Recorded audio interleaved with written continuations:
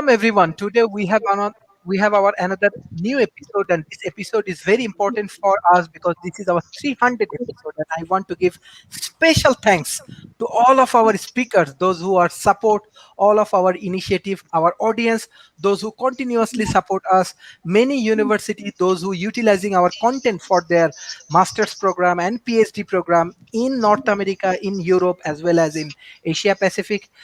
Beside that, many government, think tank, policymakers, corporate house, they already joining World Talent Economy Forums. I think more than 300 corporations from around the world. Last 1 year, they are joining, and this is all about the success for our speakers because always they bring very important point for our community. They bring lot of important statistic data information research project which is really helpful for us. So we want to move forwards and we want to start our discussions, and I want to give special thanks to everyone from my core of my hearts. I want to start from Mr. James. How do you want to analyze this innovative teaching model? Well, thank you, Sharif. Congratulations on your 300th show. That is an amazing accomplishment. This broad topic can be addressed in a number of ways, and I'll just talk about myself and what I have learned. I was a corporate instructor. I was a supervisor of instruction in the corporate world, and so I did a lot of leader-led stuff, but I also converted what was a 4-month-long program to a 6-week program by transferring a lot of the material that we did leader-led to online. So there's topics that are transferable to online so that you can learn at your own pace, self-paced learning. And there are some that just really need a one-on-one or an ability to ask questions, the ability to have your questions answered real time while someone's really thinking about the subject matter. So there's a lot of appropriate technology, which is always the term that I love to use. But I also did a chess instruction in schools for young children and all the way up to senior centers. And so I think you have to know your audience if you want to be effective and meet them where they're at. You can't use terminology with kids that you can use with senior citizens. And every step of the way in between, find out where they're at, meet them where they're at, and then you can raise their awareness, raise their level of consciousness about whatever subject matter you're trying to teach them. But the thing is, there's an appropriate technology to use and to reach mass audience, and there's appropriate technology to use to reach smaller audiences. And this is the differentiation that I wanted to start with. But I will listen now. Thank you, Sharif. Thank you. Thank you. Professor Edward, how do you want to analyze innovative teaching models? I know you make a lot of policy on that particular points. So what are your views? Well, I'm just going to go ahead and list 7 quick points, and then we can discuss them in more detail during the open discussion. The first thing is that you have to apply all of the insights that we're going to offer here at different levels of education. Again, whether you're educating for elementary school kids, or 10-year-olds like my 2 twins, or at college level and so forth. And you have to understand the local situations. We know that South Korea, for example, has a very fine education system. So does Singapore, other countries in the Asian Pacific area, not so much. So you have to apply these insights locally. Second thing is that the old model, the Industrial Revolution mass production assembly line model for education was good 100, 200 years ago, but today it really isn't the best way of doing things, where at 10 o'clock a kid goes into classroom and they get math, and 11 o'clock they're down the assembly line, they get reading and so forth. That approach, Peter Diamandis, who's a great futurist, wrote that this system is baroque and broke, and he's absolutely correct. So don't look to, oh, the West did this 200 years ago, let's give it a try today. Well, that's not necessarily the best. Third thing, learning is always individual, meaning that you're not teaching people, you're teaching my daughter Sophia, my daughter Allegra, you're teaching individuals. People learn at different ways, kids learn at different ways. That's why you need a flexible system. Fourth point, customer power, parent power. To the greatest extent, You can allow the customer, so to speak, the parent, to have choices about how to educate their children, what works best, and so forth.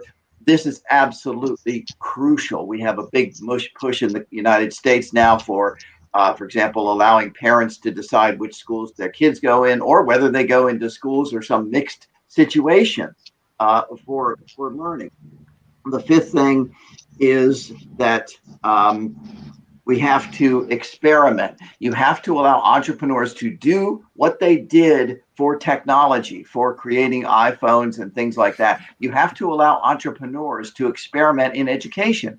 Because again, with different audiences, as you would say, with different levels and all, there are different ways of working. And so let entrepreneurs try the different ways to the greatest extent possible. Sixth is anyone who's looking, especially at higher education, high school level or more or better, should look at uh, both learning a particular, for example, focused in a learning in a particular focused area, technology, data, security, all of these things, but try to keep a certain amount of flexibility. You have to be able to have your skills in the overall context of a very fast changing exponential economy. And then the seventh thing that this leads to is lifelong learning. The importance of understanding that you don't just go to school, you get your degree, or maybe you use technology to get a degree online, or you just get the training you need. It's going to have to be lifelong. You're going to have to robot proof yourself. And again, at bottom, it really comes down to being innovative. I have a friend of mine who's on my one of my trustees who's written a book called The Habit of Thought, the so-called Montessori method or the Socratic method of doing what we're doing right here, right now is so important. And not just saying, I'm going to lecture, I'm going to be the sage on the stage, and I'm going to tell you how to think. It's interactive because the mind is interactive. So those are the points I want to make for a general approach to education reform. Thank you. Thank you, Professor Edward. Mr. Rob, how do you want to analyze today's topic, innovative teaching models? Sure. I think every time you come around to me to cycle, I'll just pick two and then talk about those two. That way I'll be short. I won't boil the ocean. So for this cycle, I'm going to pick my two favorite, which are gamification and application of AI. What gamification does is it turns the lesson into a game. So the kids are participating. They can be competitive. They can play against each other. The learning process is potentially more fun. Gamification does have drawbacks, and it doesn't really apply to everything. Particularly good for things like math and history. Might be a little bit more difficult to do for other subjects. Say geography. Though not, as I say that, you can certainly do a navigation game that causes you to learn about the countries as you navigated the world. But it does depend on the course material. As some course material, this doesn't lend itself to gaming, though. For this particular moment, I pretty much think of how I could game most anything. With regard to AI, what AI can do is it can take the repetitive tasks away from the teacher. Testing, in particular, is something an AI is good at, and it can provide detailed feedback to the student on what it is they got wrong as they take the test, and actually help them through the test in a way that it causes them to better retain the material, if it's done right. Not a lot of people know how to do AI right, so doing it wrong would be a problem. And be aware that teachers often learn an awful lot by getting involved in the grading process from the student. But I think that's workable as well, as the AI could provide that feedback to the teacher. And all of this does free the teacher up to provide better customized or focused efforts on the individual student, because they're not having to grade the papers, they're not having to develop the tests. That's pretty much handed to them, and that gives them more time to deal with the students that are having problems. And often in education, the teachers are spread so very thin, so this could free them up. But it has to be done right, and you have to really think about the not only the advocacy of the education, but the efforts to help the individual students that need the help, and not ignore the ones that are doing well. Mm-hmm. Thank you. Dr. Eric Du, how do you want to analyze these innovative teaching models?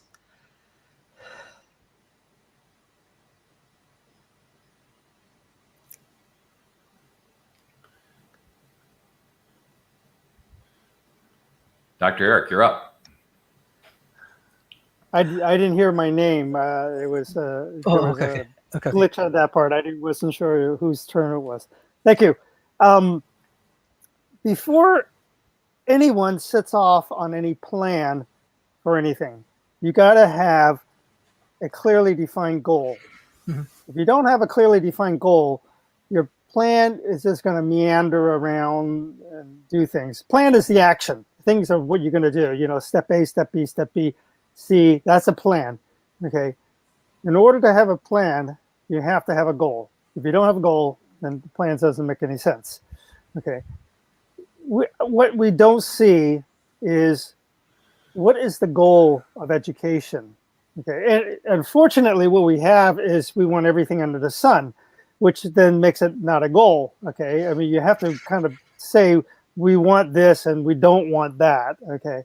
So until everyone buys in on that goal, which means, you know, what society, what government, what the parents, you know, what do companies, corporations, or just anything, you know, what do they all agree on as what is necessary or what is desired as the goal? You can't set up a plan. Okay.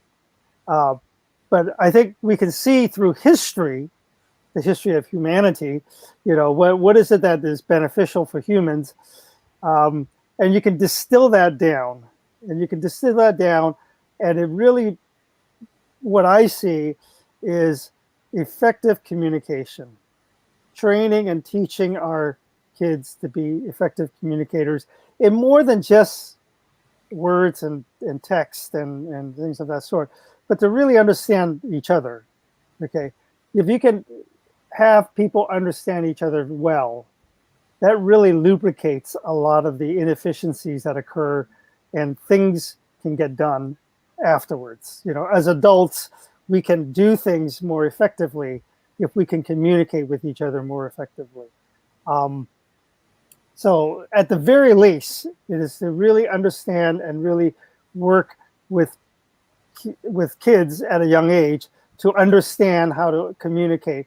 And that includes, and this is my pet, personal favorite, is to have kids learn multiple languages at a young age. It's infinitely easier to teach a young kid to learn multiple languages than to teach an adult to learn multiple languages. I don't know why they're so hesitant to teach foreign language at the elementary level, but they really ought to do that. I mean, it's so much easier, and so that's the first thing. The second thing is to remove grading and exams and things of that sort, because there is a perverse incentive when you put grading in there. And there's a law, a social law. Let me see if I can grab it out here. It's called Goodhart's Law. And essentially what Goodhart's Law says is that once you make a metric become a defining goal, okay, achieving a certain metric, then it no longer has any value as a way of measuring things. So once you start having, the SATs, this Scholastic Aptitude Test here in America, be a goal that people have to achieve, the 1600 or whatever the score is that you have to get, it no longer becomes a valuable way of measuring this, the ability of the person to be able to do whatever that thing is supposed to measure. Okay, it perverts the whole process, and so you don't want to pervert those things because you're asking them to do something, to hit a high value at the SATs. It becomes useless, and it's the same thing with grades. And I know that for myself. I had absolutely fantastic grades when I was in high school and college, and I knew how to game the system. I knew exactly how to, get good grades and all that. But that doesn't do what ultimately would be beneficial to me. And what was missing is communication. In my case, is communication, because what we learn in school is how to do your exams, how to do your homeworks by yourself. Okay, I don't think I've ever had an exam that required myself and a group of 5 others to do something together, and then us together was the got a group grade. I never had something like that. But in real life, in work, you never get to do something by yourself. Okay, you have to work with other people, and if your only experience is to work by yourself and kind of like this and do things in the exam, and you never allow anyone to copy or to help you or you help any others, then you never ever have the experience to know how to work with other people. And that kind of perverts the whole thing, right? And then you become, when you go out into the work world and then you just do things on your own, then, people are going to say, hey, what the hell are you doing? We're supposed to be working as a team. That's what happens. So working as a group should be more prevalent in schools, for one thing. Thank leave you. it at that. Thank you. We have our another professor, Professor Lavoni. I think this is first time she joined with us. So you can introduce yourself with us, and how do you want to analyze to this topic? Can you unmute, please? That was a rookie mistake. I apologize. So my name is Lavon Reimer, and I appreciate being invited to join this group for today.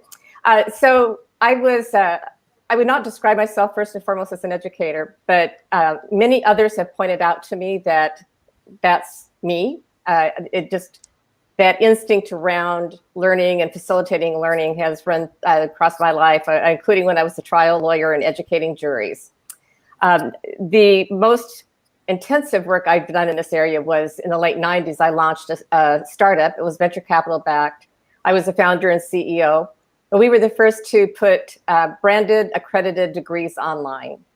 Academic partners included UT Austin for a tech commercialization degree, Babson for its top-ranked entrepreneurship MBA, London School of Economics, and other globally oriented universities, most on the graduate school level, worked with us during that period of time. And so we were experimenting a great deal with what tools worked best. I was around for SCORM. SCORM was released as a standard, reusable learning objects. A lot of experimentation during that time.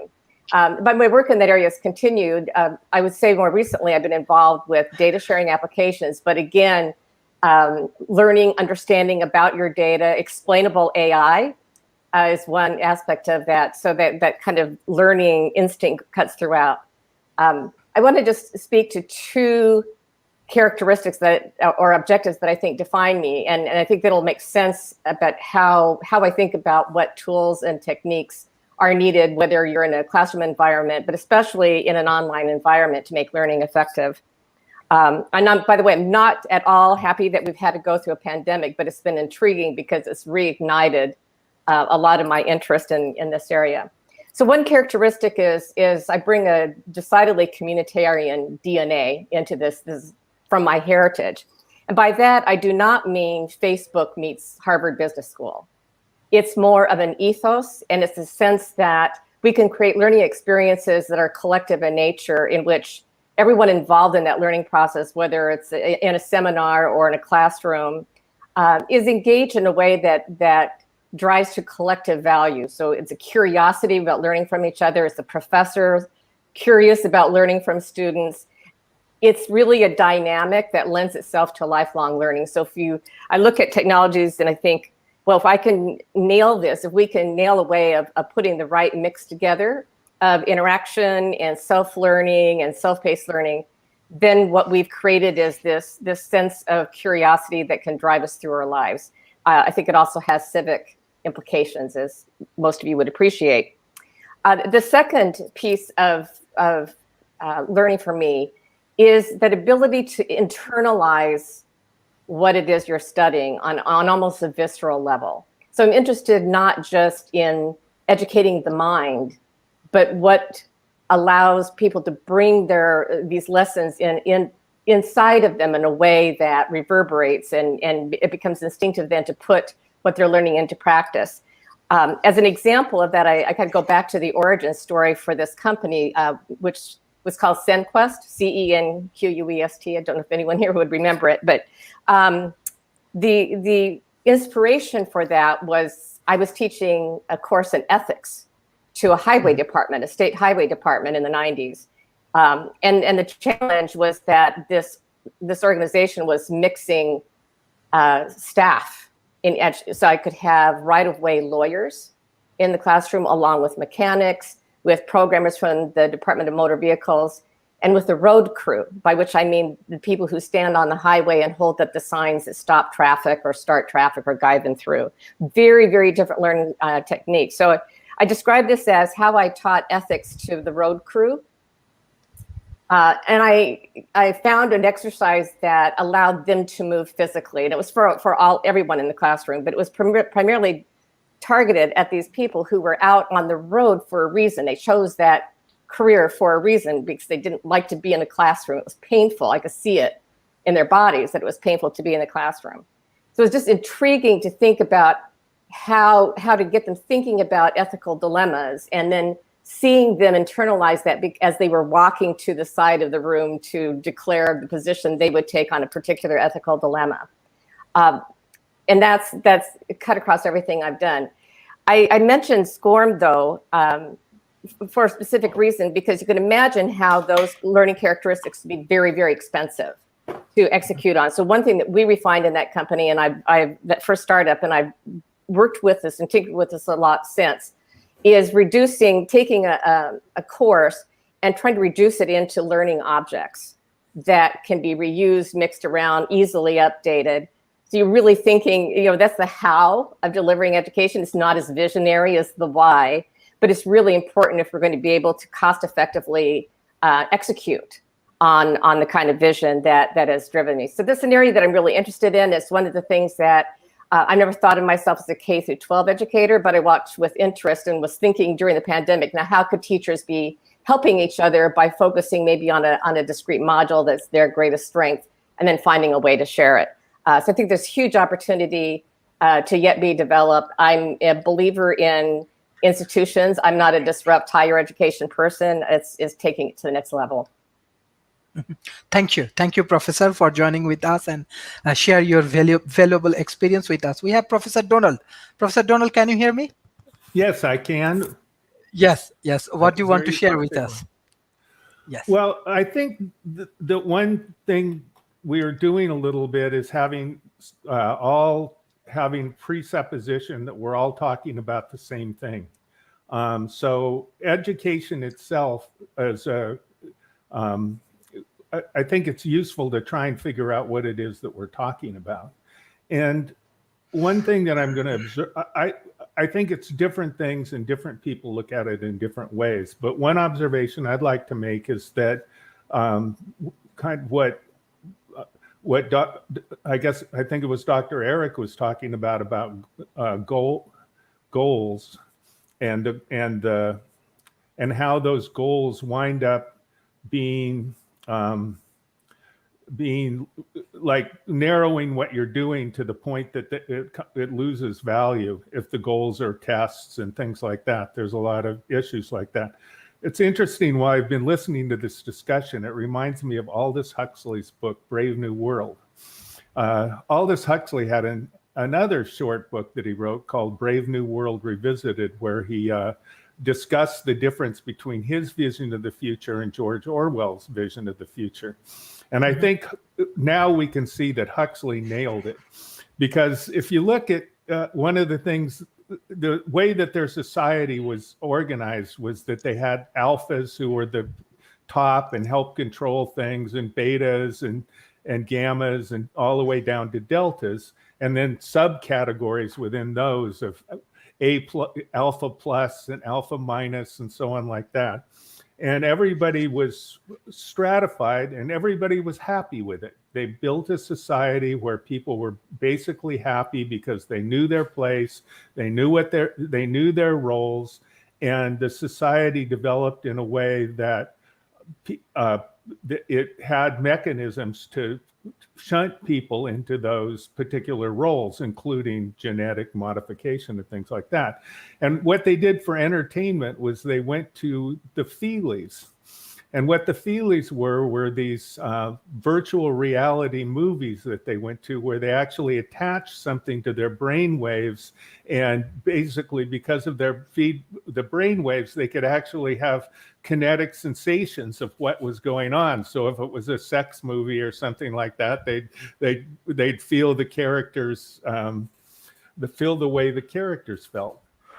And I think that that's a beautiful analogy. Well, for one thing, that's a lot like virtual reality is getting to be, and people are championing that. And it's a beautiful metaphor, because our society, it isn't as clear, but we do have roles that we're shunted into. And I know I have a friend who I admire more than almost anyone I've ever met, because he came from South Chicago. His dad grew up in Cabrini Green, which was the worst housing project in the country, the most dangerous. The kids would go to sleep to the sound of gunfire every night.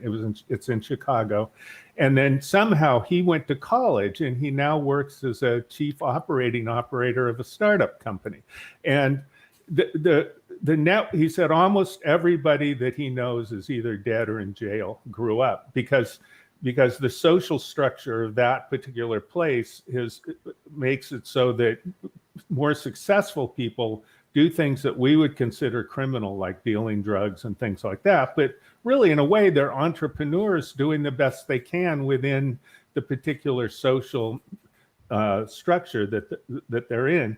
I grew up with books all over my house. My father went to Stanford. My grandfather went to Stanford. My grandmother went to Stanford.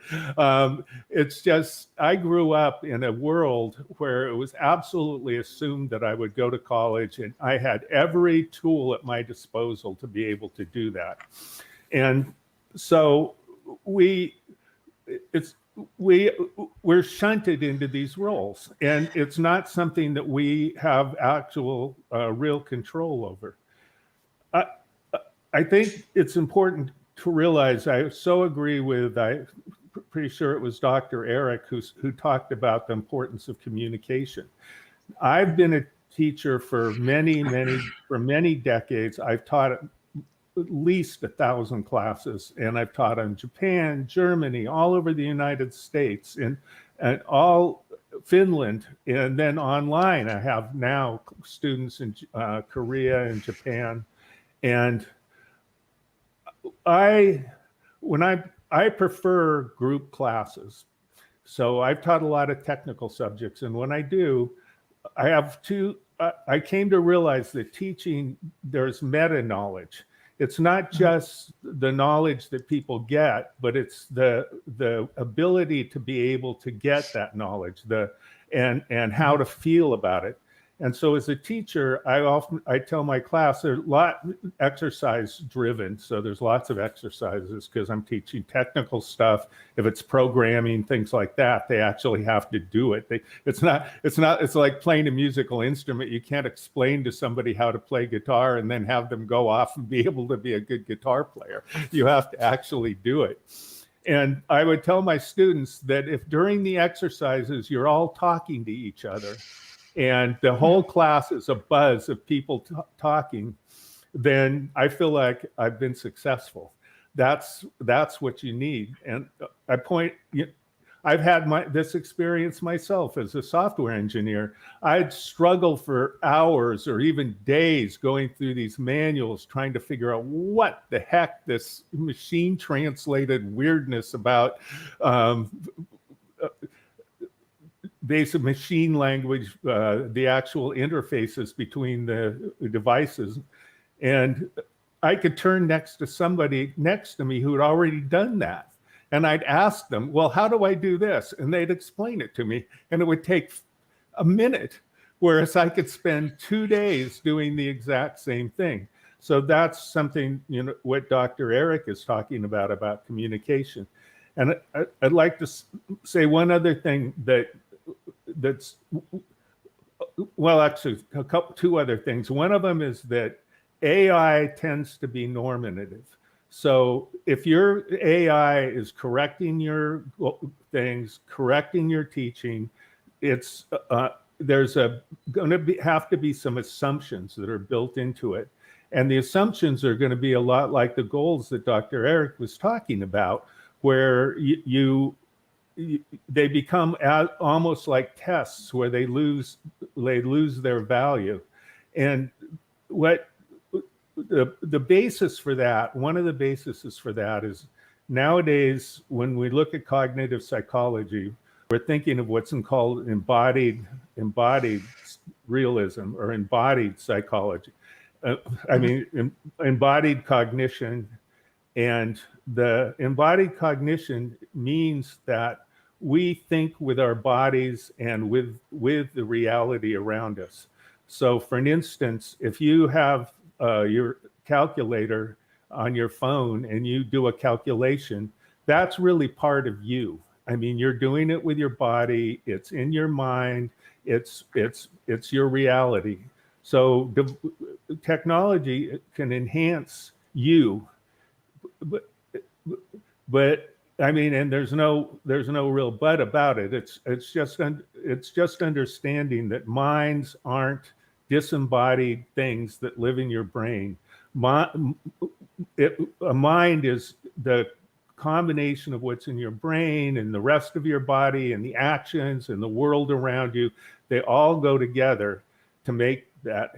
And for an instance, language is external to you. I mean, language is a tool just like a pocket calculator. You didn't make it up. It came from your society around you. It's not something that just popped into the air. And even your thoughts. If you think something right now, did you like order it to think? I mean, are you in control of the particular thoughts that you have in your brain? No, you're not. Your brain is trained through experience to act in a certain way.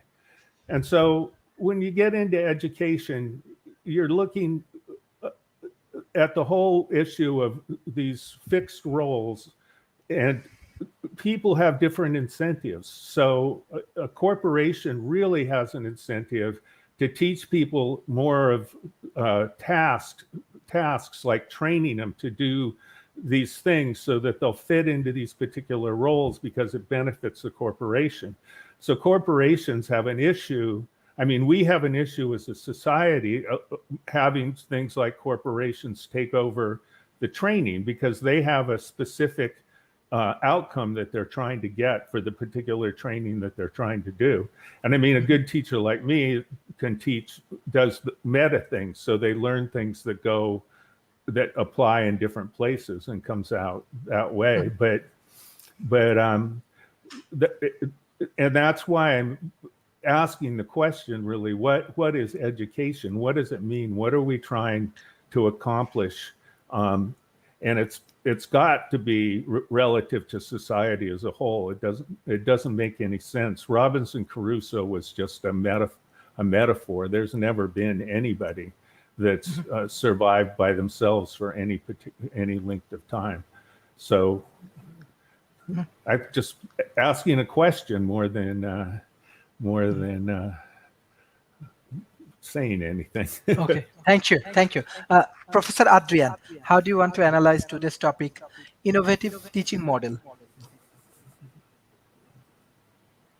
Well, good evening. Good morning, actually. It's what time is it? Midnight in Adelaide, Australia. So good morning to everyone in America. I as the regulars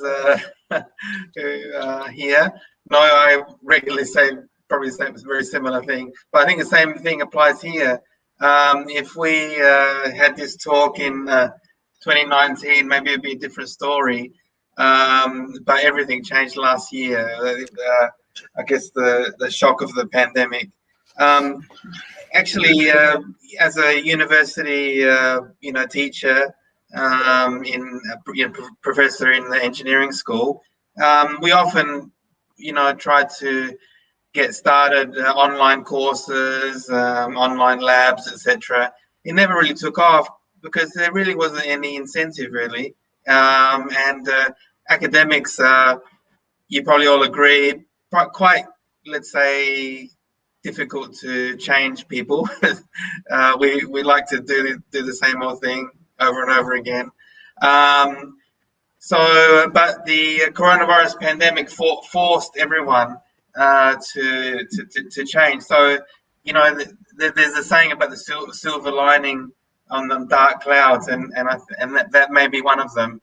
Is that all of the universities and schools that were forced to jump onto the online schooling and university, which was talked about for probably 30 years, but it was never really done. So somehow the coronavirus pandemic did bring massive change to education. And I just want to talk about I joined the university in Tokyo, and my starting date was April the 1st, 2020.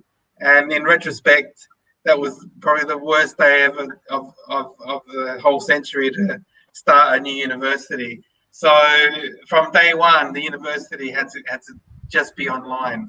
But it's been good for the university because it's a brand new university, which means they're much more flexible. And even when the coronavirus pandemic is over, they are saying that students will be able to choose to come to the class, stay at home and work online, or even do the lectures on their phone, on their mobile phone. So, I think, this has probably been the case for, all over the world. And there was an interesting thing I read in New York Times when New York City allowed students to go back to school. Only 40% went back, and 60% of parents kept their kids at home. And there may be various reasons for it. We don't know. I mean, we have to really dig into it. But it just shows that maybe the flexibility of the online schooling, the parents and the kids really did actually appreciate that. And people say about the social thing, but there's plenty of ways to get social time, sports, other activities. So I think easily one can compensate for social time rather than sitting at a desk in a classroom, which is actually, I think all of us will agree, was quite boring when we were school students. Recess and lunch was fun, but the rest maybe wasn't so fun. But anyway, conclusion is I think the coronavirus pandemic changed everything, and it made us go probably 30 years in the future to 2050 in terms of the education technology. Thank you. Thank you. We have our friend from Malaysia, Amanda. So, Amanda, how do you want to analyze this topic, and what you want to share from Malaysia, especially Malaysian education system? You have also engagement with Singapore. So, how do you want to analyze? Sure. Amanda. Yes. So for myself, actually, I spent my university years in Singapore for 5 years. So in Singapore, basically, they have the study environment and the library.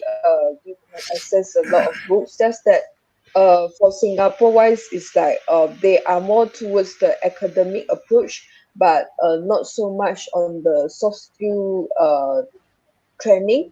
So I think that in order to let the university to be more holistic, maybe they need to include the soft skill part as well. So the soft skill part, for instance, some of the professor already mentioned that communication skill is very important, but maybe can add on like emotional intelligence and also leadership, and also like how to do how to plan events, something like this online. Yeah, so this can be some of the example. And then for now, Malaysia, the COVID situation is very serious, even though I mean some countries they already start to in a recovery phase, but Malaysia is not the case because Malaysia in terms of the vaccination is quite slow.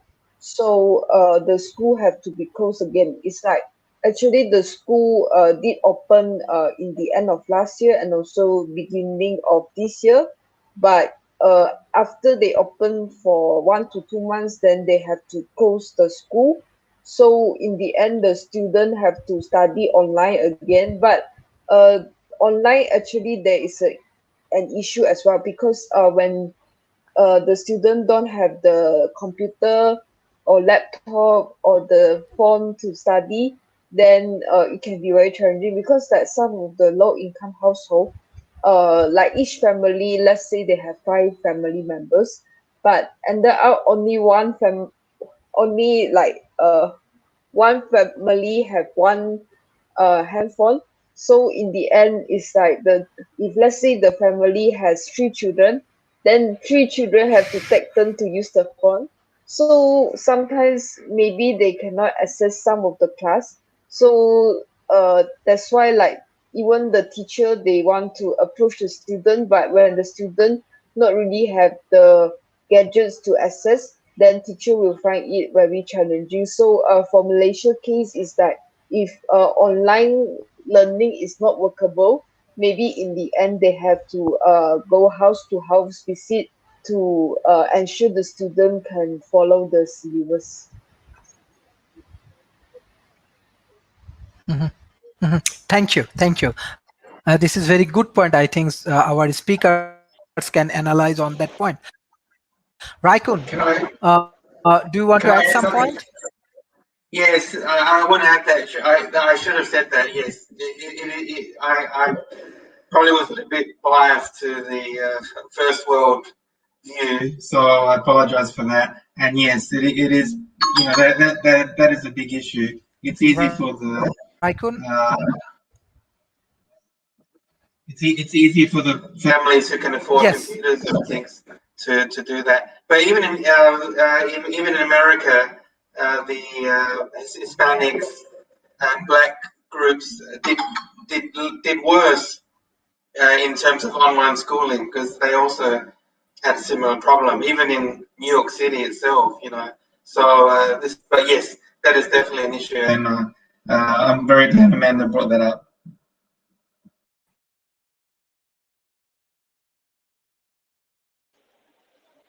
Yes, I totally agree with Professor Adrian, because I also read some articles that even United States or some other developing countries, they don't have the gadget to access as well.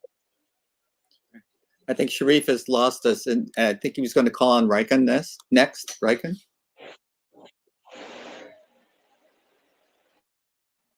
Unmute. Yeah, unmute. All right, so I previously used gamified education myself to self-study, and one example that they've been doing for over a decade now is Khan Academy, which is a really great step in making online education free. Now they have all kinds of online courses like free MIT courses, but in reference to the earlier topic about gamification of education, I've already seen that happening, and I think that has amazing potential for the future of education, and we definitely need to go down that route. Okay. Gamification of, okay. Yeah, that's great. Appreciate that. I'm going to go to me and then Edward, because it's basically based on my screen.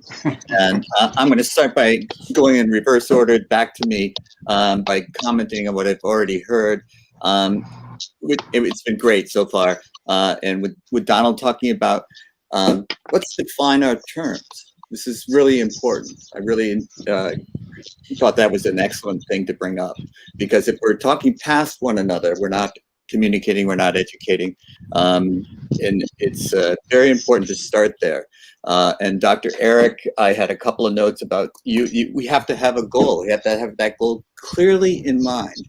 And we also have to communicate it so we're all on the same page. So define our terms, define our goals.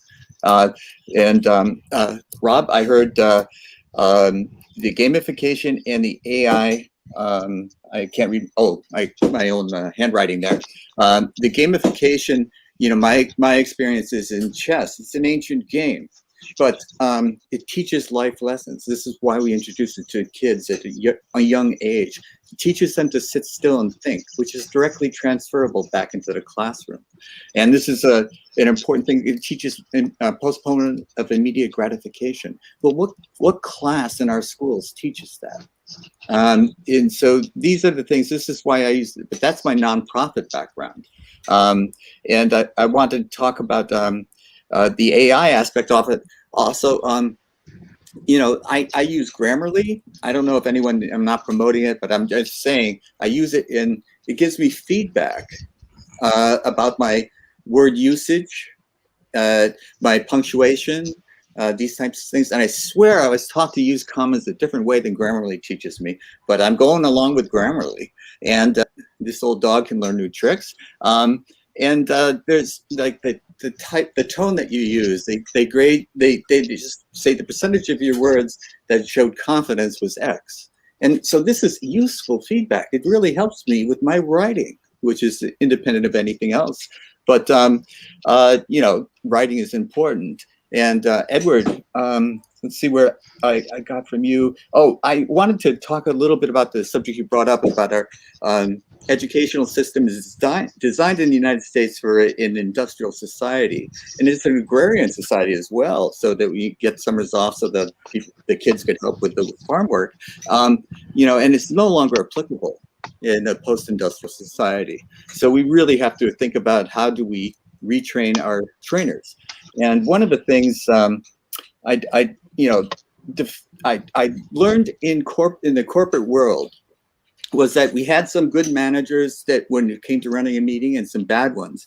And some of the good ones were, but it depended on your definition. They were task managers. They drove the meeting. So we ended on time, but we didn't get a lot of input from a lot of people. So and there was other people that wanted input from everybody, and then we would run out of time. So what we did, and we communicated across the corporation, was we said we assigned a role of task manager to the person who had the agenda and made sure that we got through the agenda, a time manager to make sure that we didn't spend too much time on any one subject, and then we had a mediator who was scanning the room for people who were either disgruntled or not participating at all. And so they have three different terms, and different people would take those roles, and different people would take those roles in different meetings. And so everybody got a turn to play one or the other at different meetings. And so it just changed the dynamics of our meetings. But it was because we clearly communicated what these roles were and what we set the expectations and clearly communicated them so that everybody was playing by the same rules. I found that these were very, very important things. The other thing I think when we want a goal is to teach us to teach ourselves. So, you know, don't wait to be taught, teach yourself. And some of the real social realities that we face out there, that's not available to everyone, and not everyone can access the internet. It's very true, but we can do the best we can wherever we are.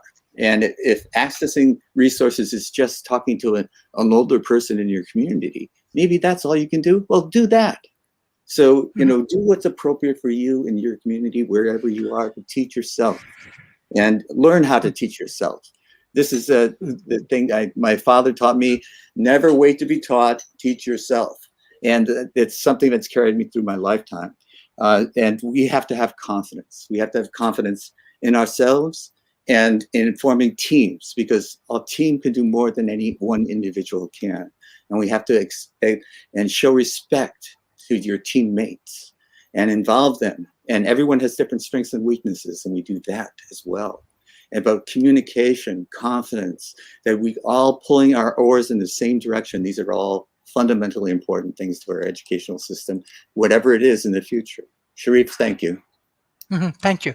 I just want to add some point, because this World Talent Economy Forums, we also trying to solving the problem of developing nations.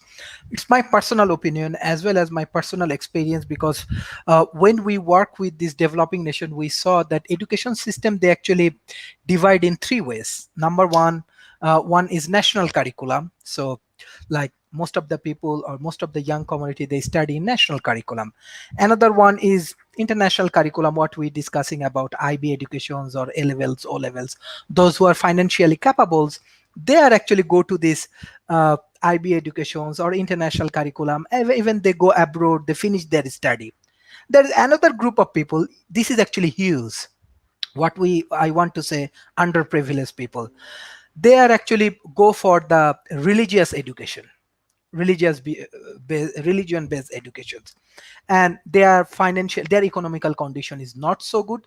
I know many of them actually, it's actually millions, it's millions. Actually the social discrimination start from educations, because nobody want to go to the detail or depth of the social system. Social discrimination come from this. When we discriminate education system in one society, there is a three different group, one from religious point of views, one come from this national curriculums, another come from the international curriculum. Discrimination start. This is actually happening. I'm sure many developing nations, many, it's happening. So my question is that how do we solve these things with our innovative teaching models? Yes, I know those who are discussing today, all of you have huge experience, but if this is the major problem of the developing nations, when they fix their education system, they have different system. There are many millions of people, they are actually untouched, underprivileged, we never think about them. And this is the way we're losing our economical process and many things. That's why I put the name talent economy. Talent is everywhere, but how we bring them in a main economic extreme with this first world education system, let's say in the Singapore education system or American education system, or how we set a universal education system for around the world, same education system. Is it practically possible, or what is the way we can do? Professor Edwards, even I want this answer from our honorable professors and speakers. Professor Edwards. Yeah, well, you're right. This goes back, by the way, to the question of what is the purpose of education, which has been raised, I think, by everybody. And one purpose, for example, is to create a general base of knowledge so that people can communicate with each other, just very basic things, math and so forth.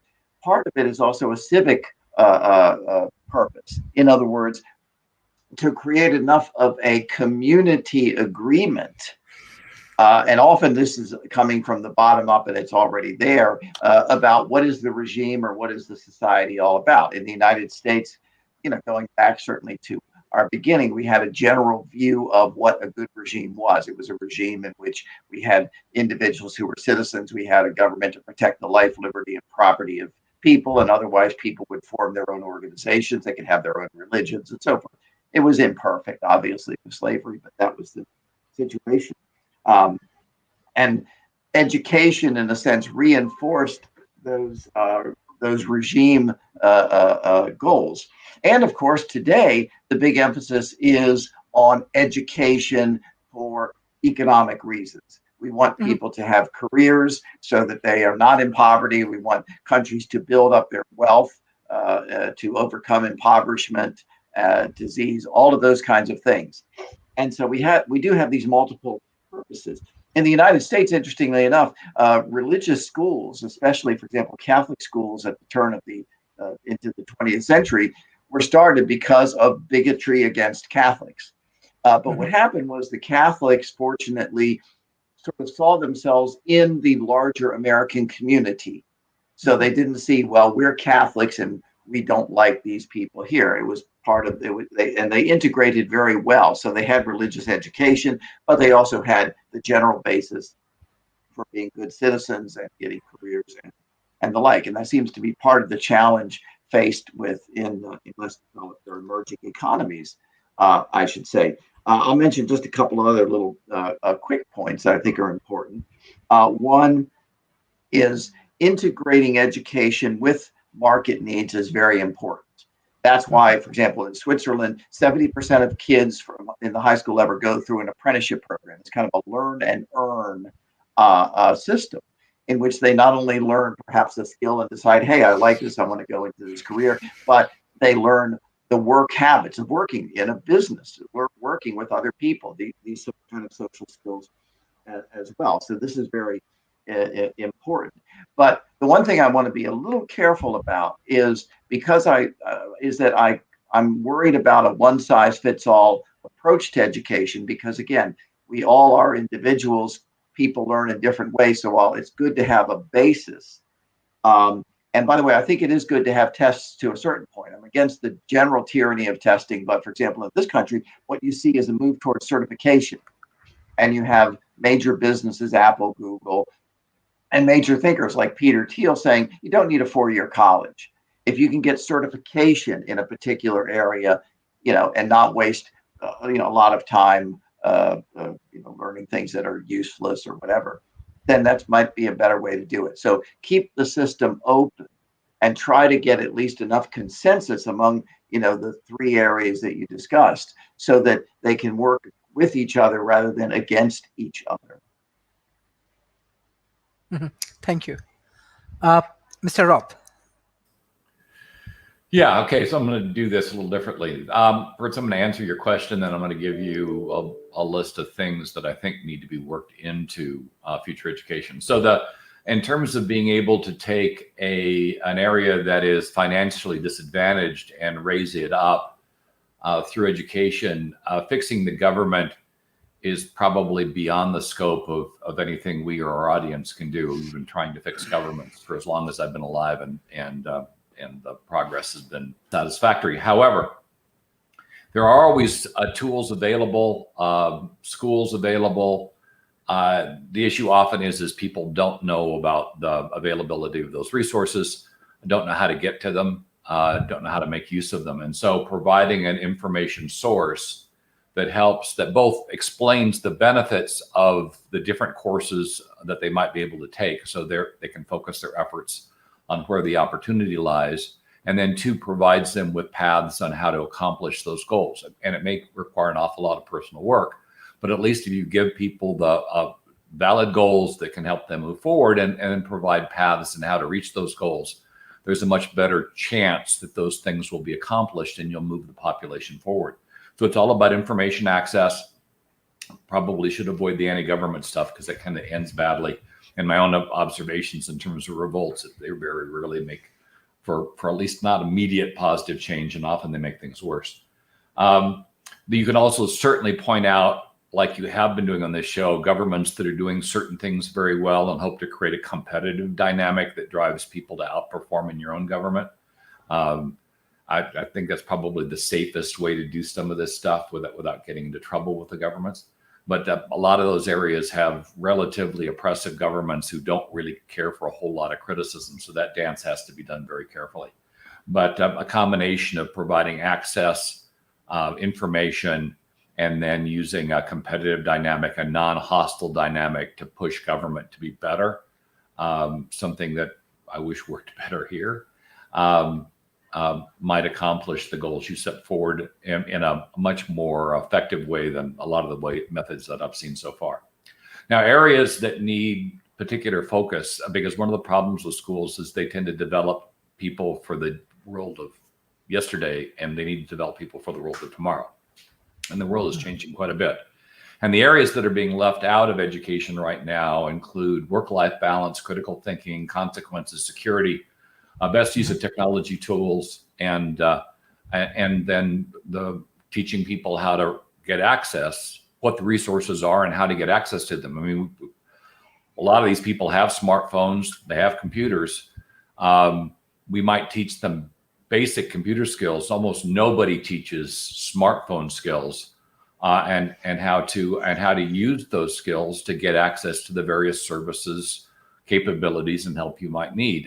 This idea of educating kids early on the resources they're going to need as they get older would help them progress through the education system and make them better. I mean, rather than saying, okay, leave your smartphones at home and taking closed book tests, which are pretty much obsolete right now because many of these kids can get access to resources online, and they need education on how to do that.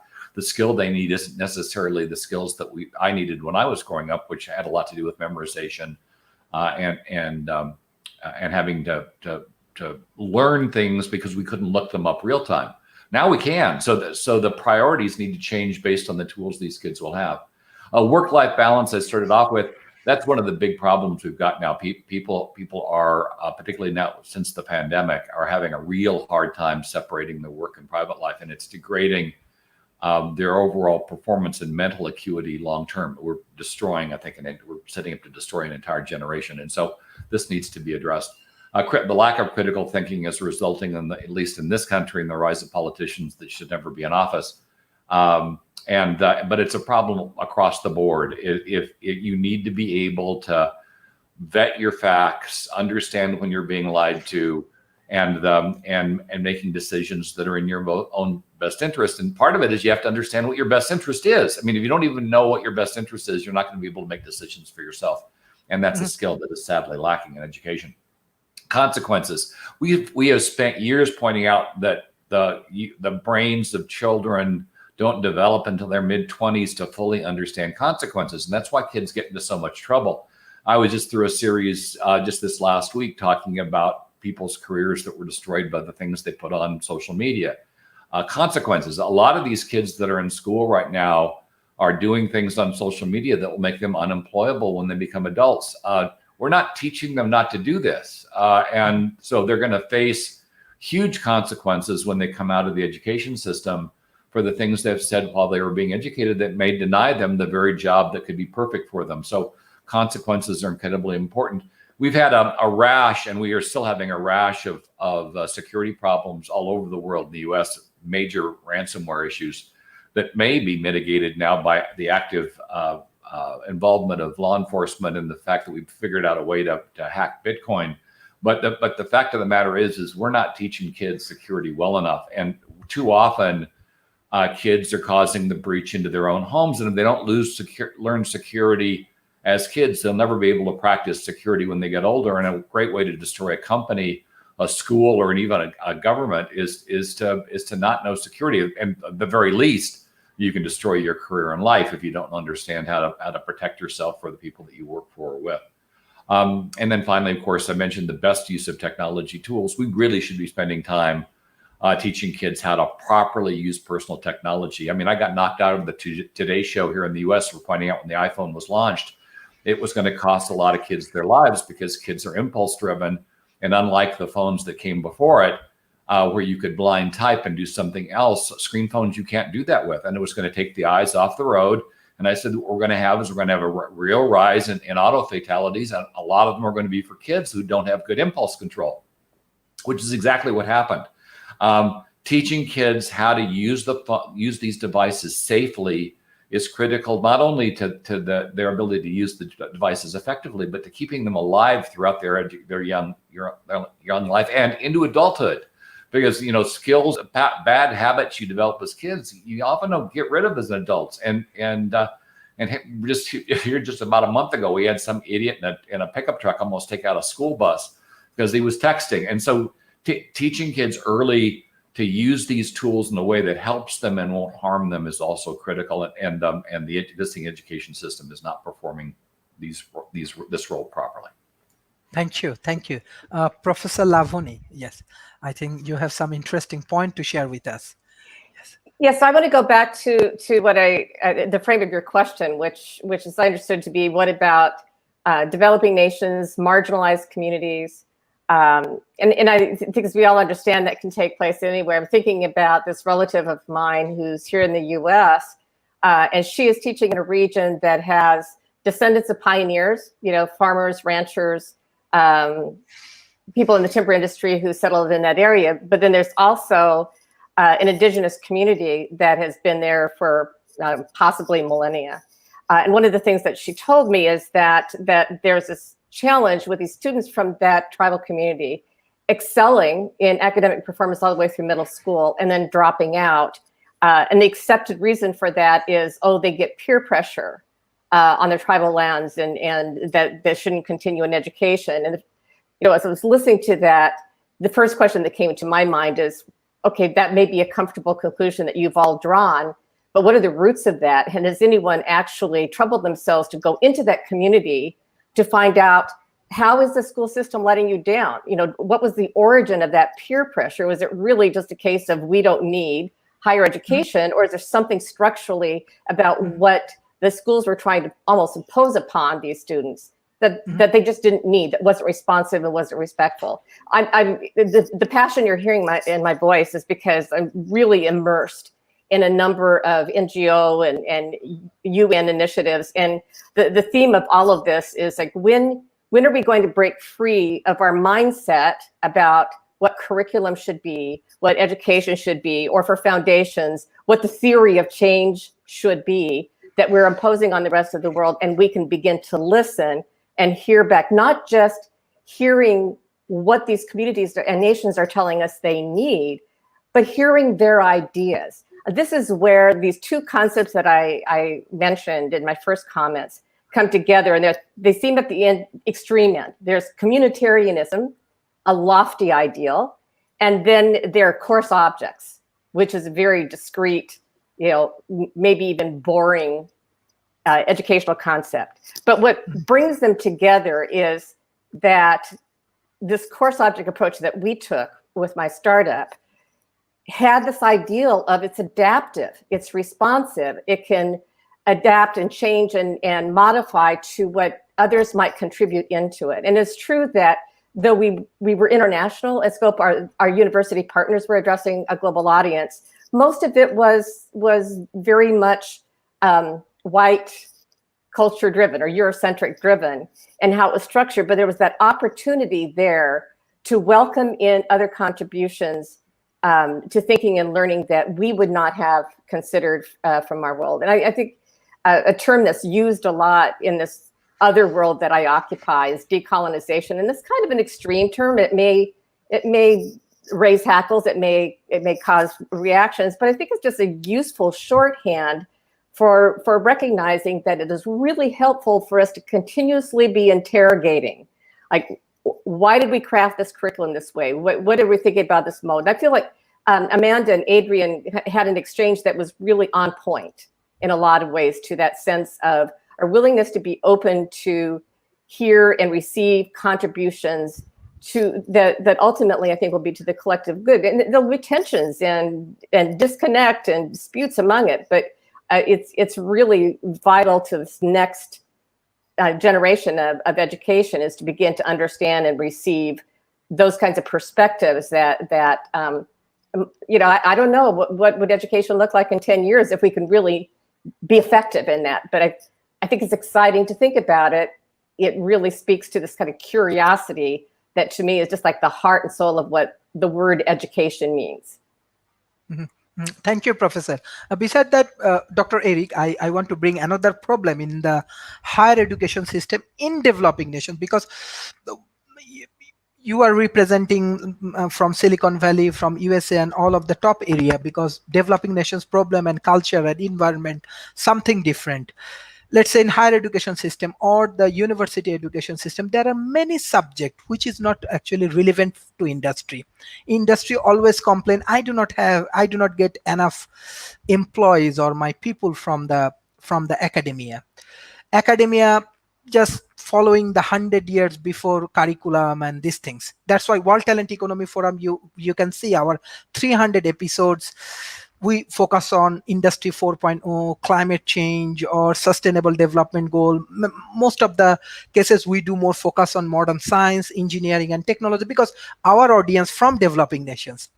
But I don't know like how they develop different curriculums. An example, I don't know what is the impact of masters in history, PhD in history in this present situation, or example, any of the religious degrees, how it will be helpful, or I don't know, like how it will be helpful. But what is your advice? Because it's not criticized. I try to learn every time, even though we bring, I think Professor Donalds and Professor Edward also one that was in that show. We bring different policymakers from developing nations, even they are reducing their budget for educations. And I'm sure today's shows we will share with education ministries and the ICT ministries, even Prime Minister office. We will share as much as possible. We regularly negotiate with them that we have to improve. That is the way that developed nation thinking. So we have to think, we have to change our perception. So we want to know more. What is the perception of global community? Dr. Eric, how do you want to share your views? Very good. I think my previous comment about goals is even more pertinent in this case. What exactly is the goal that the government, that the nation, or these developing nations want right? They have Because goal. We want to make a digital nation, this, that, in the election yeah, I mean manifesto that's and everything. But we want realistic things. okay. That could be well. That could be well. You want to be the next generation's China, the next generation's Japan. Post World War II, Japan was completely destroyed, but they built themselves up, and with the help of the United States and other people, and it became that's where electronics came in, right? I mean, some of the best electronics coming out of Japan, where literally 20 years before that they were the whole nation was completely destroyed from the war. How can they do that? Well, through education and all these other things, and the U.S. through the Japan's version of Marshall Plan, helping them revive their economy and such, and similarly with Europe and all that. So that's fine. If a developing nation wants to say, we want to be the nation where any other country wants to come to get their, let's say, software or get their hardware done, this is where we're going to go. That's fine. If they want to do that, then that's fine. And then they should tailor their education to be into that space. Okay. Get rid of the history and all these other stuff. Just get rid of it and focus on just doing technology, if that's what you want. I don't know if that's what you want to do for going on forever, but maybe do this for the next 20 years. Maybe do this for the next 40 years. And then once people got comfortable doing this, and once the level of the society in that nation comes up to speed, they become more wealthy and they become more whatever, then they can start bringing in arts and history and all these other stuff and bring that back in the higher education, because those things ultimately help contribute to creative thinking and such. But if you just want to be another cog in the technology world and want to do that, then train your employees, train your citizens to be that cog. I don't have a problem with that. I would not want to be one of those cogs, okay? But I've grown up in a different society, and I would feel very uncomfortable being among that.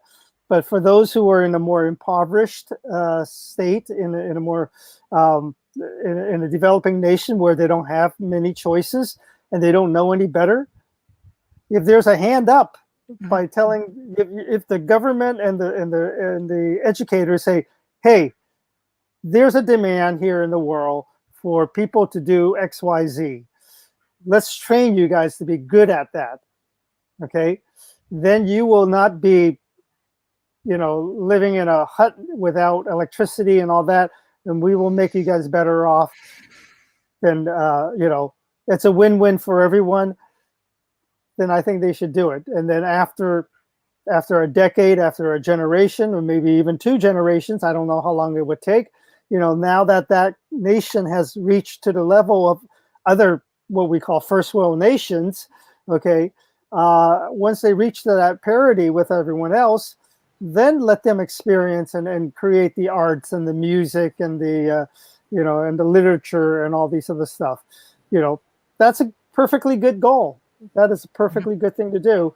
And I would say be mindful of doing that. Otherwise, what I am seeing, what I'm hearing when you're talking about all these other departments, academic departments and history and all these other stuff, is that these universities are trying to emulate. They're trying to emulate the Harvards and the Oxfords and all these other stuff.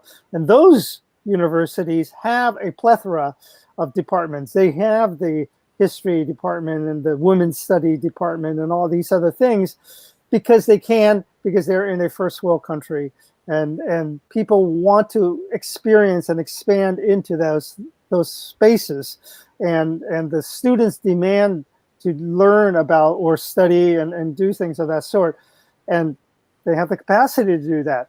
But for a university at a developing nation, trying to emulate that is exactly what I was talking about before, about perverse incentives. they have this goal of showing, they want to show the world that, hey, we also have all these majors and all these departments and all that. Look at us. We're just like Harvard. Yeah, that's not the way to do it, right? That is not what you want to do. It's not even the fact of limited finances. You can have all the money in the world. It's just that that's not what according to you, that's not what the goal is for that nation. I mean, you can beat your breast and show how proud you are of things once you've achieved, the other status, other ways of measuring status to becoming a, part of the, again, I hate to use the word, but, the phrase, but, the first world nations. Once you achieve that kind of a thing, then, then have the history departments and all these other stuff. Although, I got to say, to the degree of history for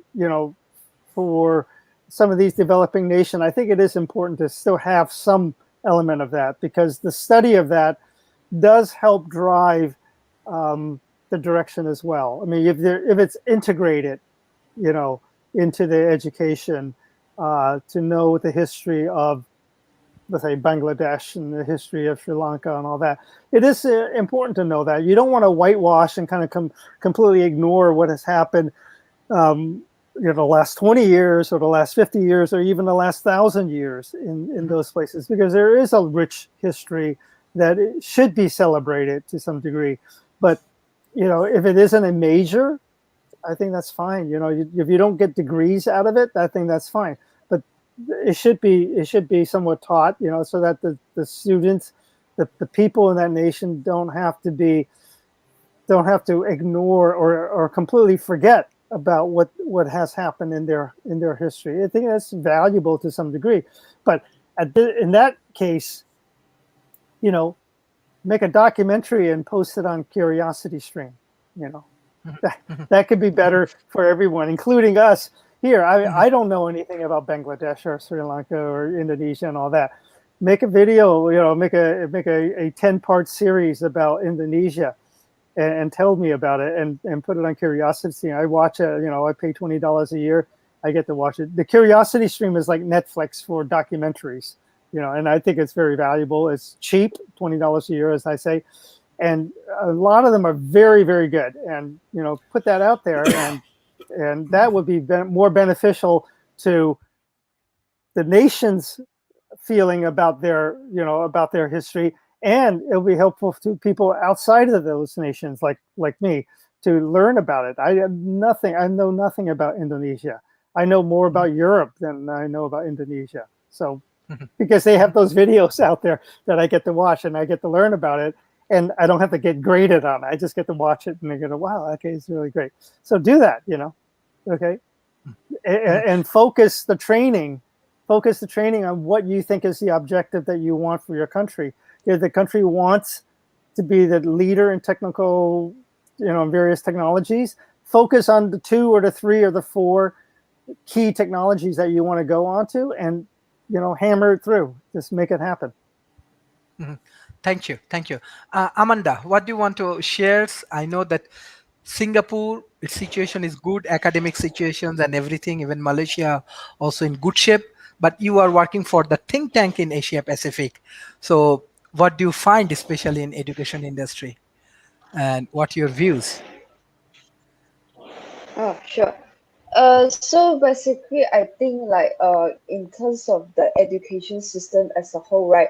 I think it's important to have the civil education. Civil education means that let the students to explore about the world affairs and even the government system and even the history part as well. Because for myself, it's when I study secondary school, I still remember I need to memorize the history book in order for me to excel the exam, but I not really understand what is the meaning behind studying history.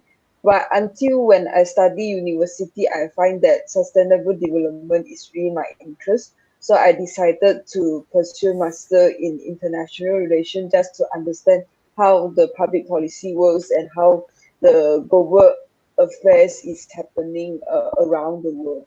Yeah. Thank you, Professor Adrian.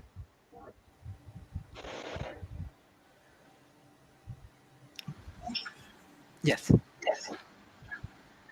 Yes, I think yeah, a lot of great things have been said, and yeah, I think there was one very good point about we should think about being inclusive with the education, with all the different countries and different level of technology they have, and also being inclusive about different also the different subjects as well, and so I think we have a job to make sure we look at the both developed world and the developing world as more and more of the these education becomes integrated with technology.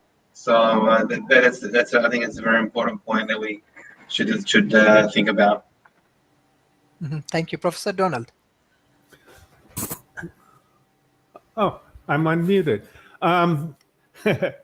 So I want to get to what you're talking about the developing world, because I've mentioned that before.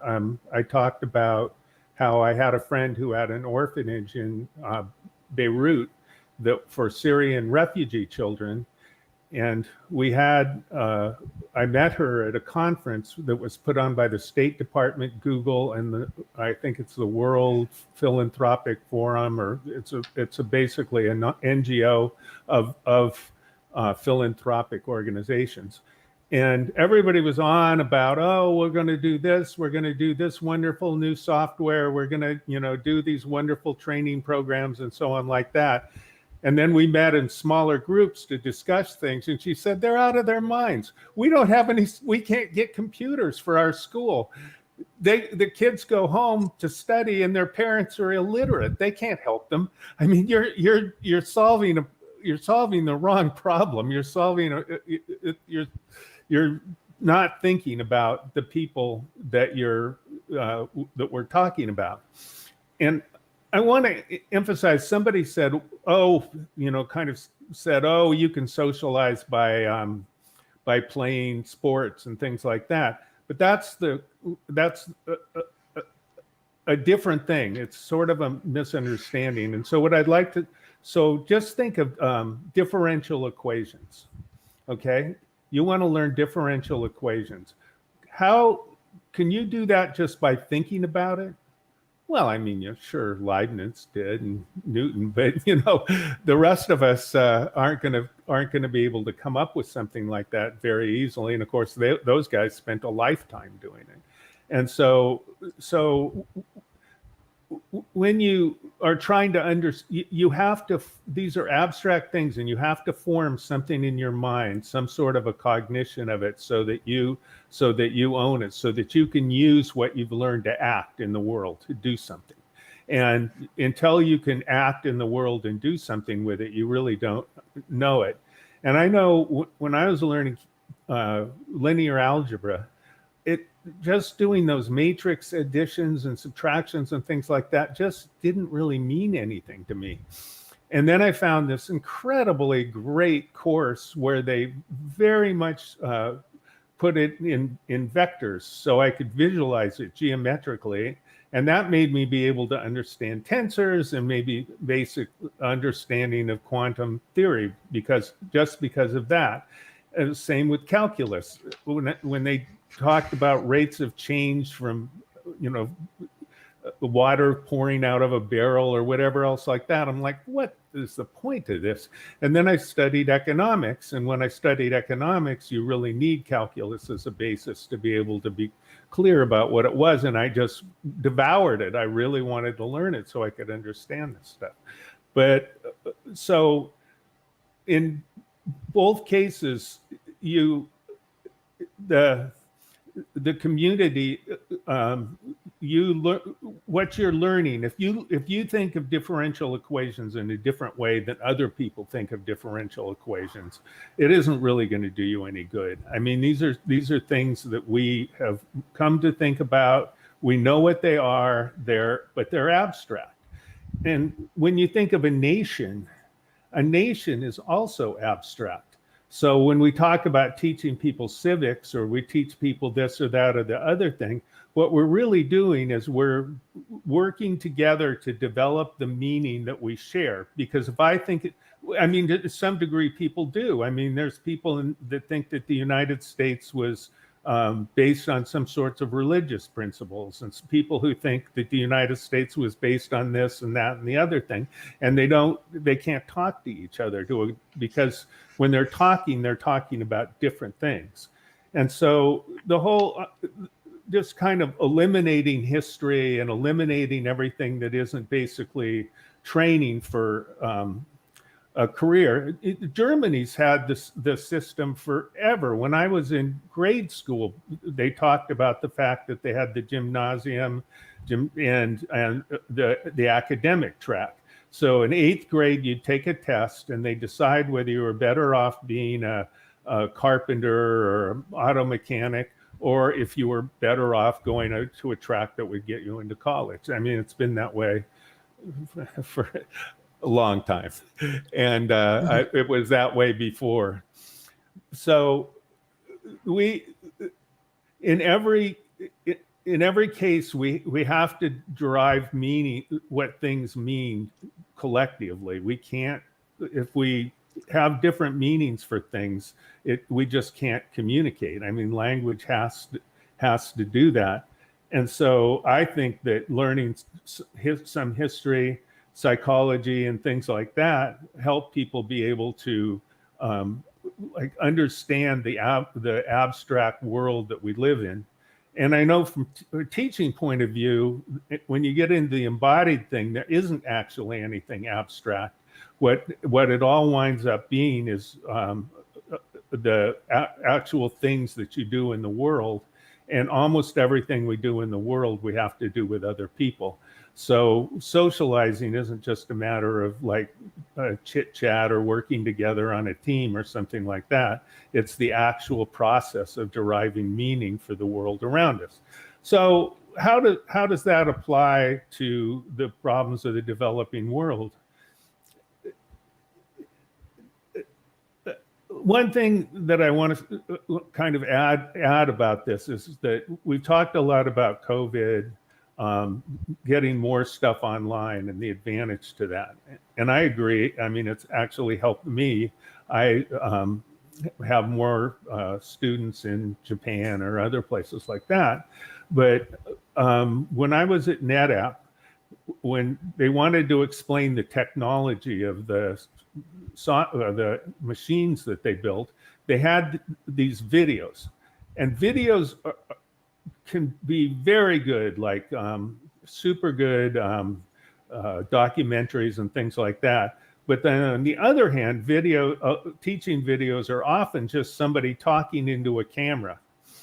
And oftentimes at NetApp, which was the employees were predominantly from India, the person had an accent that was so thick I could barely understand what they were saying. And all the instructors, we had to use these things to learn from, and we all agreed that 5 minutes was the maximum we could concentrate on those 5 minutes. And it's just, and it wasn't just me. I mean, there was dozens of us, and we all came to the same conclusion. So having remote learning, you can't make the mistake of the idea that teaching is like a radio station, and we're like radios, where, you know, tape recorders, where it's broadcast somewhere and then we record it.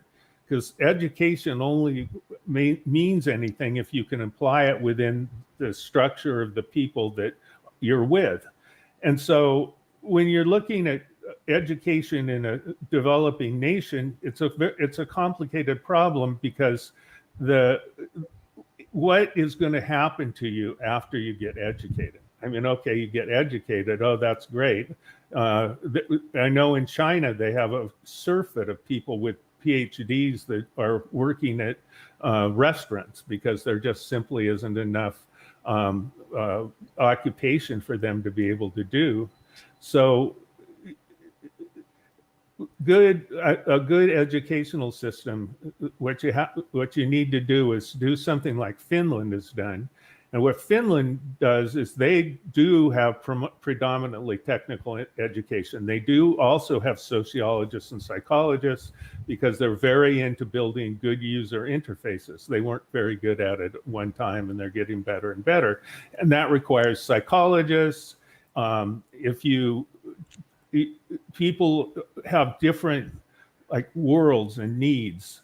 So you need to be able to identify the groups of people, and the same exact, they've shown that a user interface to somebody that's kind of the archetypical New Yorker. New Yorkers aren't really like this, but that's where the FU means have a nice day. I mean, so if the interface is brash like that, the people like it better.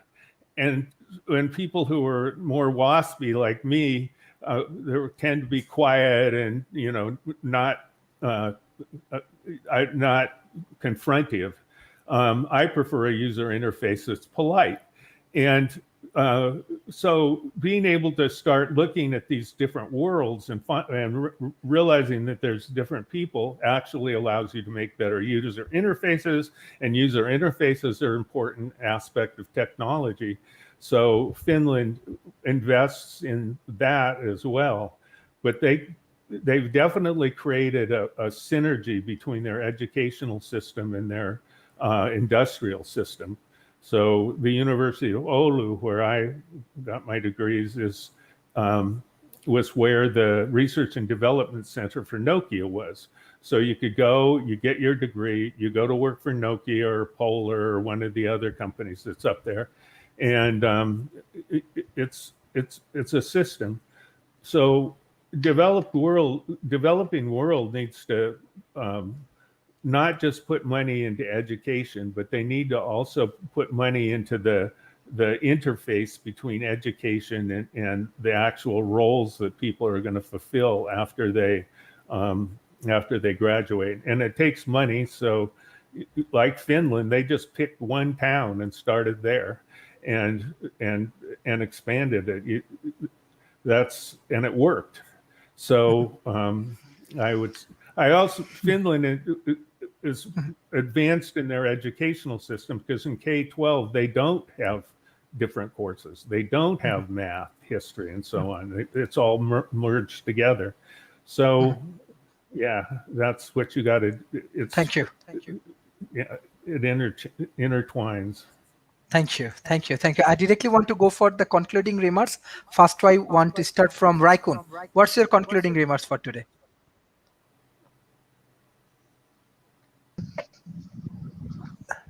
So I would like to introduce you to the work based on today's topic of my friend Jason Geringer, who created a group on Facebook called Wisdom of the Crowd.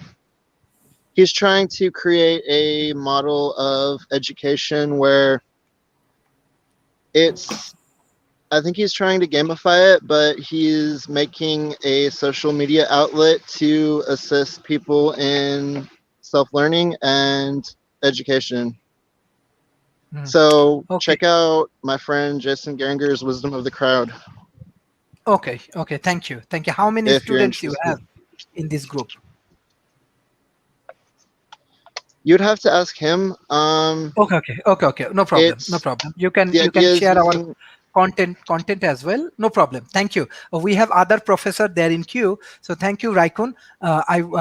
You can leave right now because actually we have only, my apologies, that only 10 people we can give support under this StreamYard.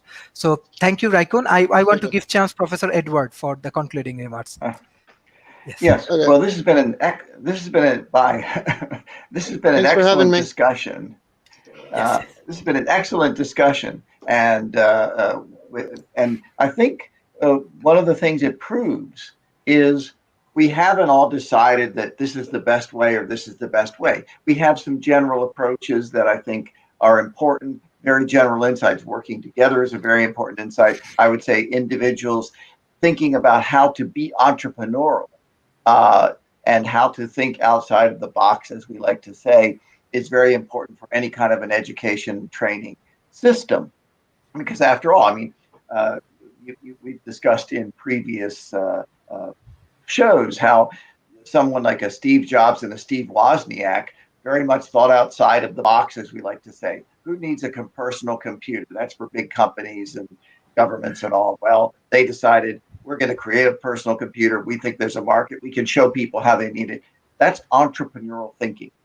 And one of the things I think any kind of an education training system should do is emphasize that each of us are entrepreneurs of our own lives. Each of us are investors in our own human skills and our own human capital. We are all managers of our own lives. So I think teaching those lessons and having people think actively about themselves and not just as passive sponges taking in information is going to be crucial to a future, especially a future in which there is exponential technology moving very fast. So my concluding thought is that we need entrepreneurs in the education field to play around with different ways of approaching education.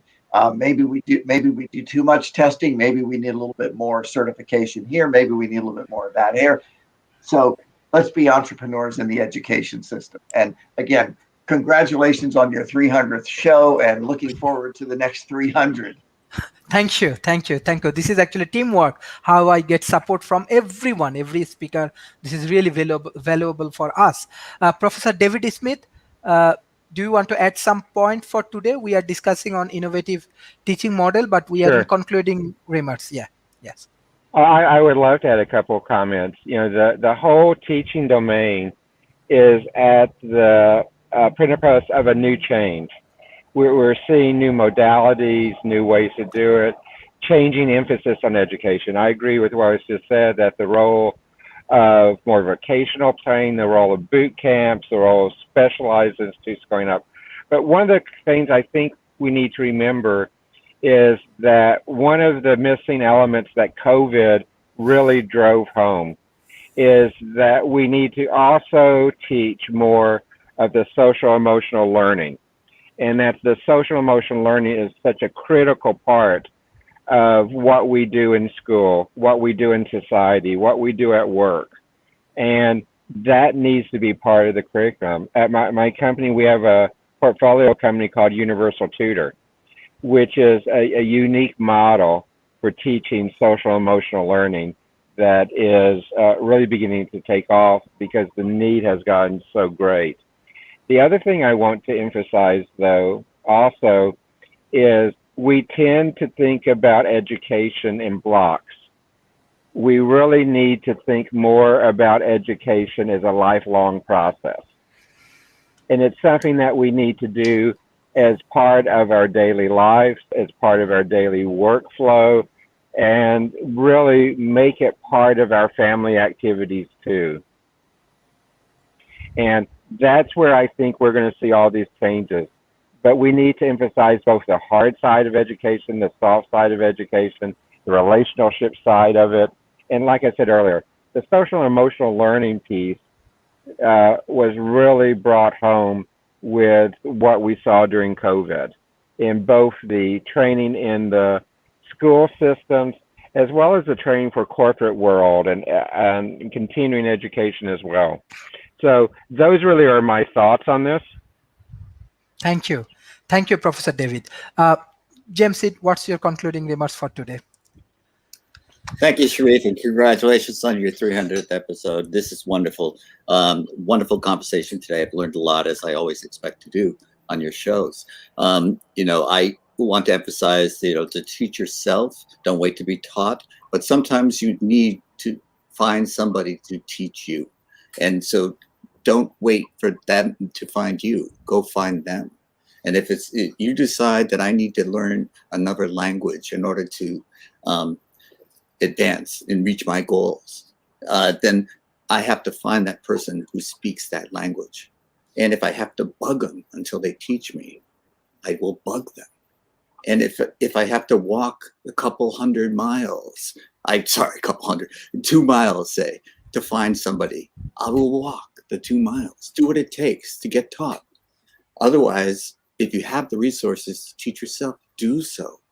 And I have spent most of my adult life beating my head against brick walls about change organizations until I realized I had to change myself first. And then I changed myself by acquiring new skills, communication skills, the ability to say the same thing in a different way that was more acceptable. But some of these organizations that I tried to change were dead set in the past. And they've always done things a certain way.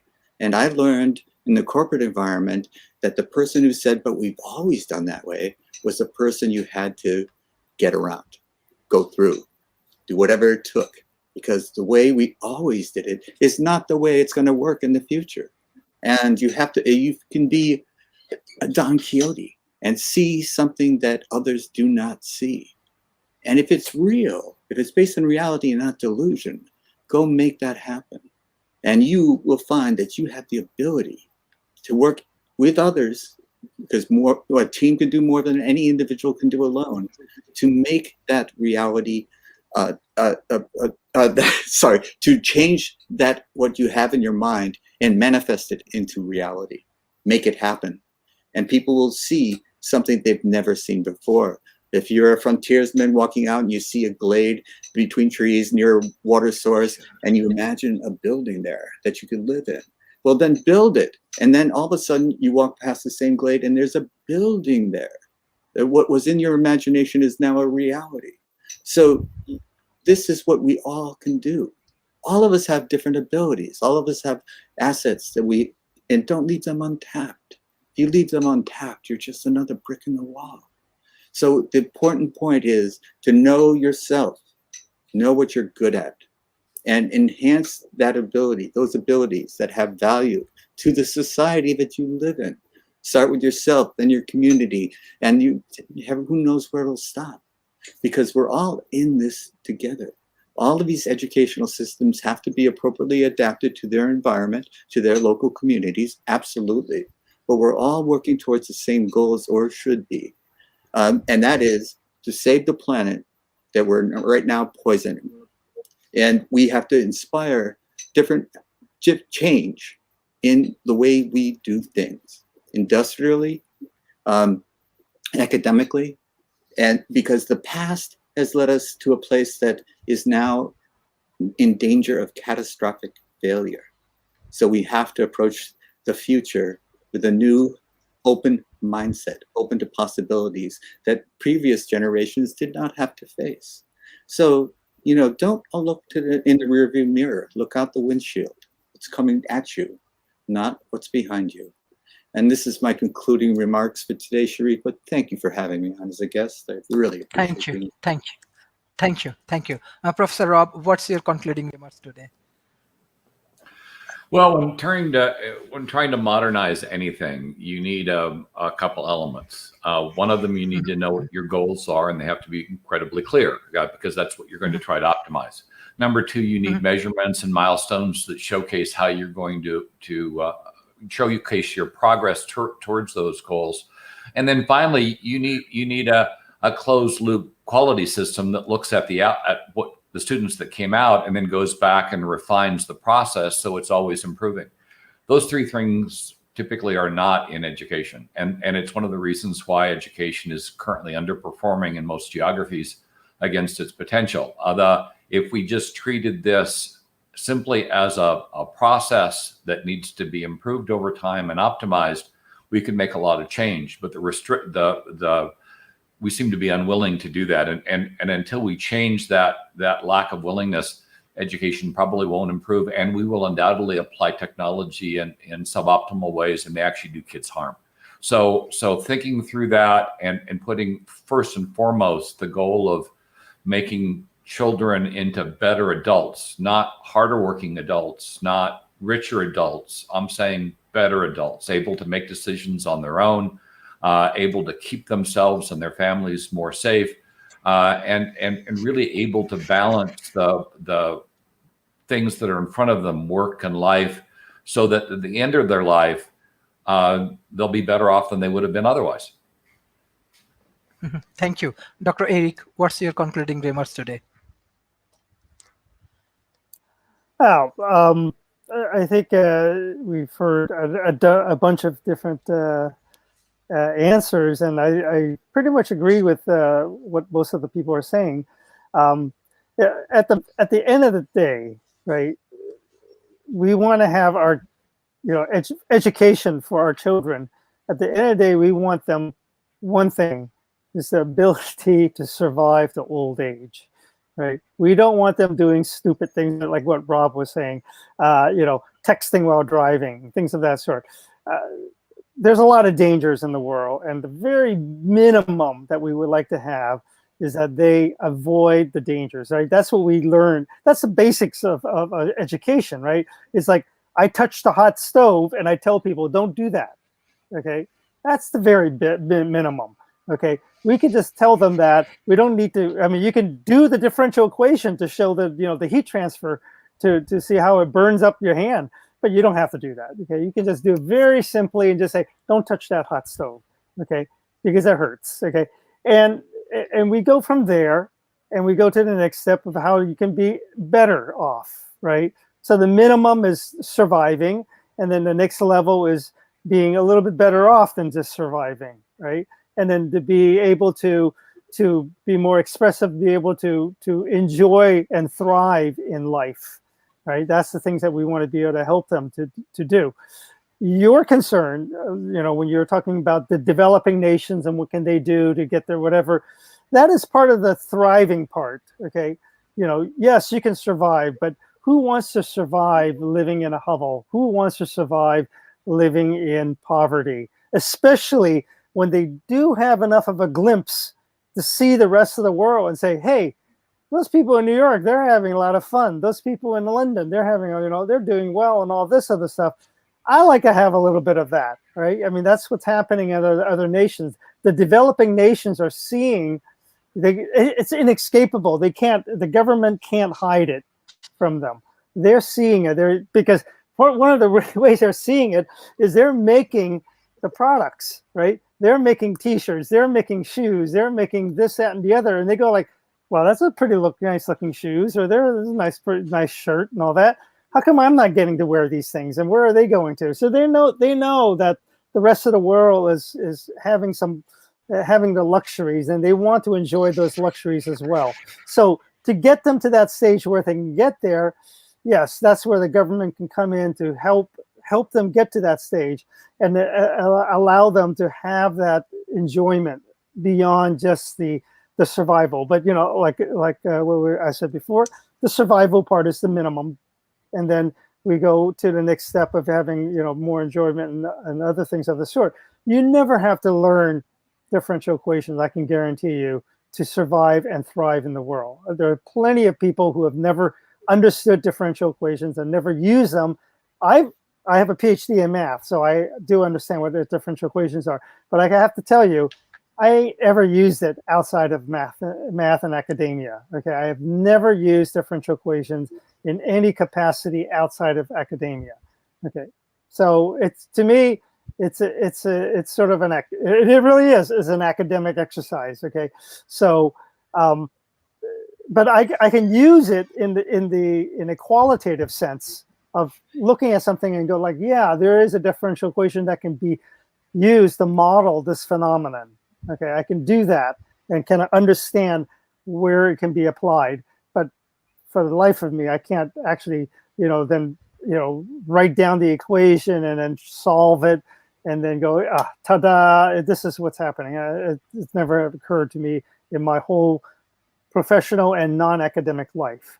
Okay, so do what we do is to set the goal of survival and then thriving, and then self-actualization. I think that's the Maslow hierarchy, right? The very bottom is survival, and the top is, I believe it's called self-actualization. I think and that's what you want to do. You want to get them to that stage, and that really is a goal for education is to get them to that stage where they can feel like that their 70 or 80 years of life has meaning. You know, you want to come out of this thing, you know, when you're lying on your deathbed, to know that you have done something of meaningful things to yourself and to your family and to your community and to your nation, to the world. Okay, that's what you want to be able to do. That's my summary. Thank you. Thank you. Amanda, what do you want to add today as a concluding remarks? So for myself, I think that because of the pandemic, we can see that the education problem still exists. So I think to bridge the gap between the developed country and also the developing country, I think the important thing is to solve the digital literacy, because if we solve the digital literacy means that more children will have the access to the gadgets, then they were able to access in online learning as well. Thank you. Thank you. Thank you. Professor Lavoni. Yes. So again, congratulations on the 300th episode. And thank you so much for inviting me to join us. I've thoroughly enjoyed it. I would say one word would be curiosity. We apply that to students all the time. We want students to be curious and learning. I'm actually meaning that in the sense of those of us who are doing curriculum planning and development, what kinds of technical tools we might deploy, what kind of paradigm, gamification, AI, whatever it might be, for us to approach with a sense of curiosity and willingness to understand that whatever we put into earning our credentials and our expertise, that we too can learn back, and we can find it in unexpected places. And I would just say another word would be interdisciplinary. I really believe that we never know what gem we might find in an unexpected place, and it may be the foods of Benin or the history of South Sudan. We don't know for sure where we're going to get that. So to approach what we do with spirit of curiosity, I think is the most important takeaway for me. Thank you. Thank you. Thank you. Professor Adrian.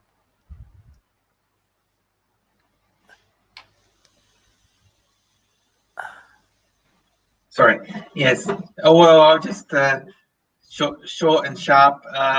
One of the mottos of our university is keep learning your entire life. So I think that is the important change of 21st century. We have to keep learning no matter how old we are. So that is a lifelong journey. Thank you. Thank you. Professor Donald, what's your concluding remarks today?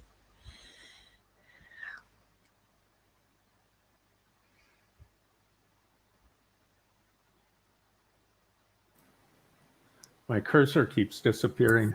Anyway, I really agree with what Levon said about you never know where you're going to find jewels. I want to go back to just the relative structure of where people come from. This whole thing about lifelong learning just baffles me, because anytime I find something that I haven't heard of or whatever, I immediately go and look it up and try and figure out what it is. And sometimes I have to look up 10 more things just to be able to figure out that one thing. And it's just built into me practically. It's just, I find learning fun. I mean, I crave it. It's like, it gives me a dopamine rush or whatever. And I think that's because of how I grew up. Once at a Rotary Club meeting, this young man came, and he was Vietnamese American. And a lot of Vietnamese after the Vietnam War and during the Vietnam War emigrated to the United States. And they settled, a lot of them, in the Central Valley of California, and got into agricultural things. And one of the consequences of it is cities like Stockton are some of the most dangerous cities in the country because the young people in those places form gangs. And what this kid had done is he went to an entrepreneurial camp that the Rotary Club put on. And he said, I really didn't understand what they were saying about balance sheets and all those kinds of things. He says it was just a little beyond me. He says, but what I did learn is that there was a whole world out there that I didn't know anything about. And subsequently, he started a company doing computer servicing and repair. And he said, and he's doing well. He has employees, the whole bit. And he said, again, like my friend from South Chicago, every single person he knew when he grew up is in jail or dead. And the point I'm trying to make here goes back to what Laverne is saying, and it's something that I say every show, and I kind of conclude with every show, which is that we learn from each other ultimately. Even if you read a book, somebody wrote that book. I mean, so everything we learn from somebody else. It's not you learn not to burn yourself on the stove. So there are certain things you don't actually have to be told that. Just experiment. And so if a developing country, it's an attitude, which is I knew that going to college was a road to success. That was everyone I knew, everyone's parents, everyone I knew, everyone I went to school with, all of us knew that. But then this poor Vietnamese kid, I mean, you can be in a situation like South Chicago and you look around and you say, who's successful? And it'll be drug dealers, basketball stars, media stars. No, the whole idea of going to college is like, where is it? Who do I know that's ever gone to college and become successful? No one. And so part of what you need, I believe that what a country needs to do that's really kind of inexpensive is try and figure out ways that you can show models of success to people who just don't have access to those models of success.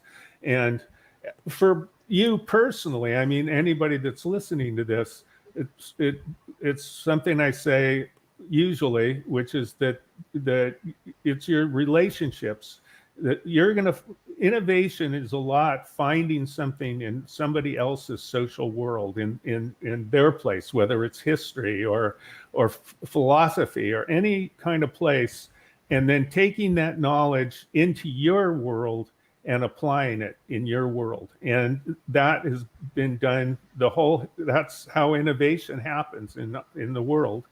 And so the whole thing about social skills and social emotional learning is really key, because to get into the other person's social world, you have to have cognitive flexibility. You have to have the flexibility to see that the particular world that you are in and is not the only way of looking at things.